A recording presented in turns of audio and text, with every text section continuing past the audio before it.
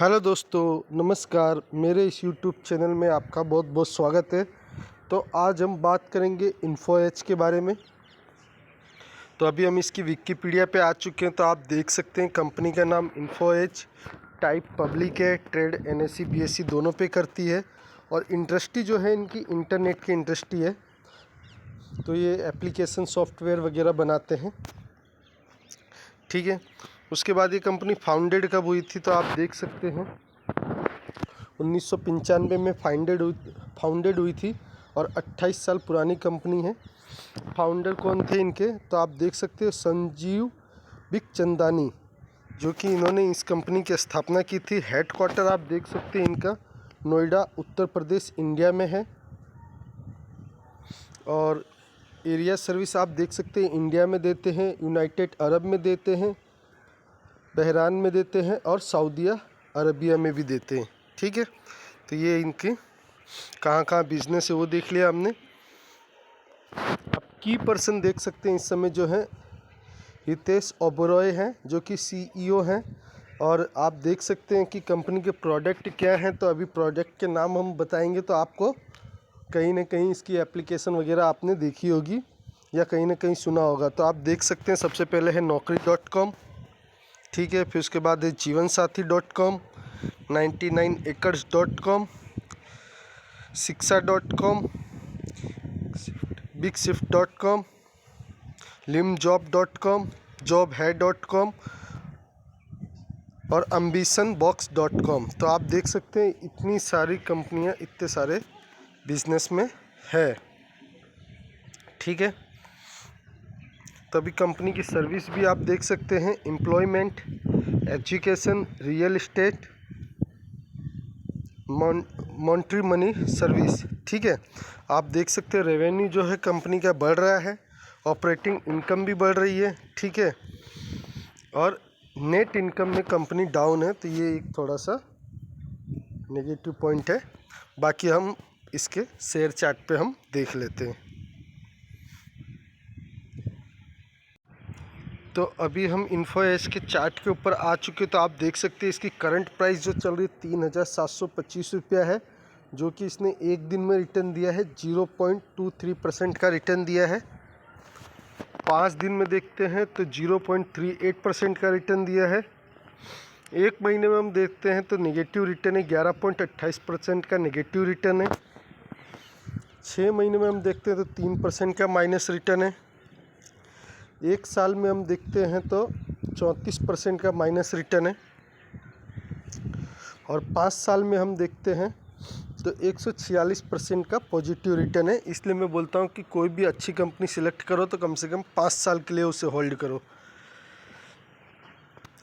और मैक्सिमम आप देखेंगे तो 2452% का रिटर्न है। तो अभी कंपनी में गिरावट चल रही है, तो इसका 52 वीक हाई देख लेते हैं हम।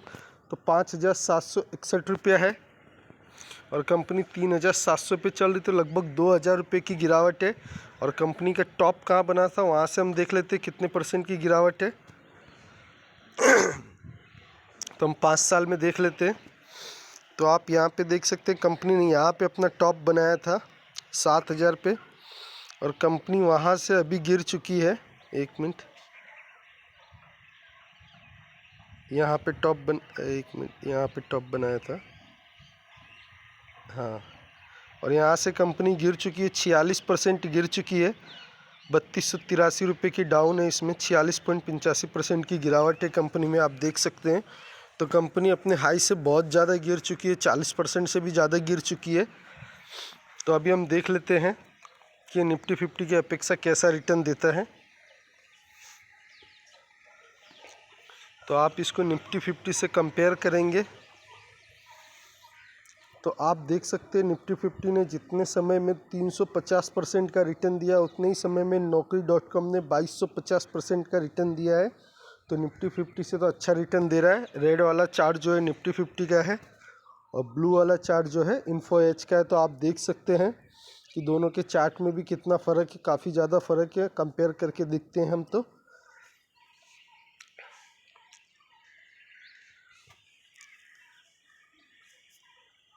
तो तो अभी हम इनकी NSE की साइट के ऊपर आ चुके हैं। तो कल के दिन जो इसमें डिलीवरी उठाई गई है 31% की डिलीवरी उठाई गई है।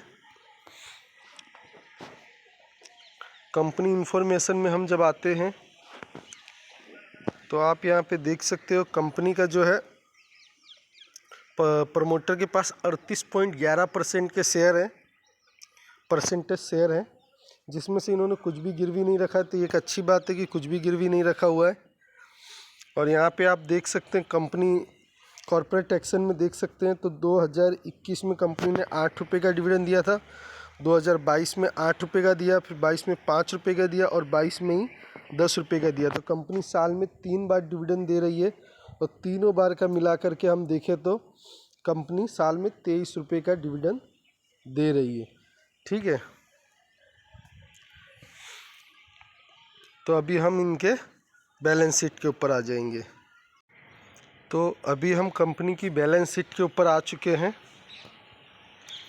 तो 2018 से आप देख सकते हैं इनके रिजर्व एंड सरप्लस तो पहले 1985 करोड़ था, बाद में बढ़ के 2184 करोड़ हो गया, उसके बाद बढ़ के 2270 करोड़ हो गया, उसके बाद बढ़ के 4435 करोड़ हो गया और उसके बाद एकदम से बढ़ के 13843 करोड़ हो गया। तो रिज़र्व एंड सरप्लस तो कंटिन्यू बढ़ रहे हैं, अच्छी बात है। लॉन्ग टर्म बोरोविंग देखेंगे तो आप सिर्फ 35 लाख का कर्जा है, तो कोई बहुत बड़ा कर्जा नहीं है इनके ऊपर। और शॉर्ट टर्म बोरोविंग आप देखोगे तो जीरो कर्जा है। ठीक है, तो कंपनी के ऊपर कोई भी कर्जा नहीं है, ये एक अच्छी बात है। तो अभी आप देख सकते हैं इनका मार्केट कैप जो है 48,215 करोड़ का है। तो एक लार्ज कैप कंपनी है ये। उसके बाद आपने देख ही लिया था सिर्फ 35 लाख का कर्जा है, इसलिए यहाँ पे भी लिख रहा है कंपनी इस ऑलमोस्ट डेट फ्री। ठीक है, उसके बाद आप देखेंगे तो कंपनी अपने सेक्टर में लीडर है, ये भी एक अच्छी बात है। ठीक है, उसके बाद आप इनके क्वार्टरली रिजल्ट हम देख लेंगे, क्योंकि क्वार्टरली रिजल्ट देखना बहुत ज़रूरी है। तो अभी देखिए हम देखेंगे इसमें सितंबर 2019 से। तो आप देखिए यहाँ पे कंपनी लॉस की थी 112 करोड़ का, 62 करोड़ का लॉस की, फिर 119 करोड़, फिर 94, 328, 679, 311, 155, फिर देखिए एकदम से बढ़ गया 7,369 और 4,633 और 720। और उसके बाद आप देख सकते हैं 292 और अभी 94। तो इनके जो प्रॉफिट है वो स्टेबल नहीं है, इनके प्रॉफिट स्टेबल नहीं है। आप इसको EPS में भी देख सकते हैं, EPS में भी ऐसे ही है। आप देख सकते हैं EPS में अभी 7.99 पर अर्निंग पर शेयर है। फिर यहाँ पे 48 था, यहाँ से 357 था, 572 था। फिर आप देख सकते हैं यहाँ पे जो कि ये लॉस में थी। तो ये एक ऐसी बातें हैं कि कंपनी का प्रॉफिट और ये सब स्टेबल नहीं है। आप इसको देख सकते हैं, यहाँ पे भी देख सकते हो ऑपरेटिंग प्रॉफिट मार्जिन भी कितना कम है। पहले अभी 8% है, इससे पहले 5% था, तो वो भी स्टेबल नहीं है।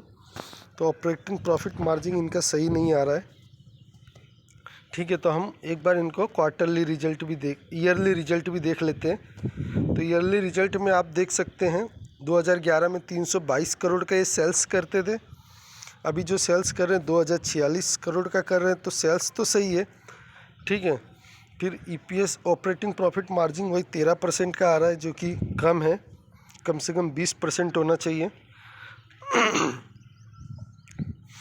और आप यहाँ पे 2011 से आप देख लीजिए प्रॉफिट में पहले 65 करोड़, 106 करोड़, 76 करोड़, 60 करोड़, फिर 14 करोड़ लॉस में गए, फिर 118 करोड़, फिर 43 करोड़ लॉस में गए, 501 करोड़, 592 करोड़, फिर 246 करोड़ का लॉस, फिर 1418 करोड़ कमाया इन्होंने।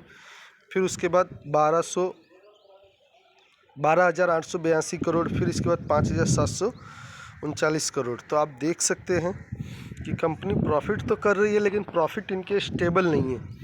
उसके बाद हम एक चीज़ और देख लेते हैं, शेयर होल्डिंग पैटर्न। तो शेयर होल्डिंग पैटर्न में आप देखोगे तो प्रमोटर के पास 38.11 है, एफआईज के पास 31.81 है, और आप डीआईएस के पास देखोगे तो 16.50 है, और उसके बाद गवर्नमेंट के पास देखोगे तो 0.37 है, और पब्लिक के पास देखोगे 13% 3 है, और अदर के पास 0.7 है। तो यहाँ पे आप देखोगे कि जो प्रमोटर की होल्डिंग है वो कंटिन्यू डाउन होते जा रही है। तो आप देख सकते हैं यहाँ पे 38.11 है, फिर यहाँ पे 38.11 है, फिर यहाँ पे 38.17 है, मतलब यहाँ पे भी कम किया था, फिर 38.40 है, फिर यहाँ पे आप देख सकते हैं 38.41 है, फिर यहाँ पे 38.47 है, ठीक है, और फिर यहाँ पे आप देख सकते हैं 40.37 है, फिर 40.48 है। इस तरह से आप देख सकते हैं। तो आप यहाँ से देखेंगे तो प्रमोटर होल्डिंग कंटिन्यू घटती ही चली जा रही है, मतलब मैंने आपको उल्टा दिखाया बढ़ते हुए, आप यहाँ से देख सकते हैं। चलो मैं एक बार दिखा देता हूँ, थोड़ा वीडियो लंबा हो जाएगा।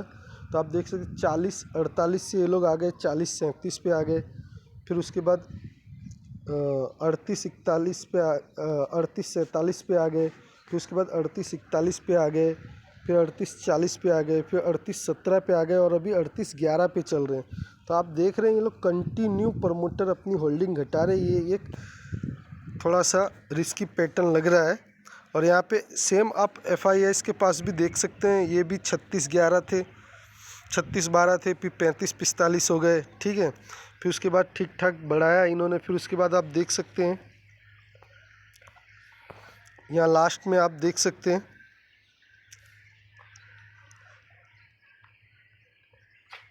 फिर यहाँ पे आप देख सकते हैं 40.54 से 39 पे आ गए, 37 पे आ गए, फिर अभी 36 पे आ गए, 33 पे, 32 पे, 31 पे।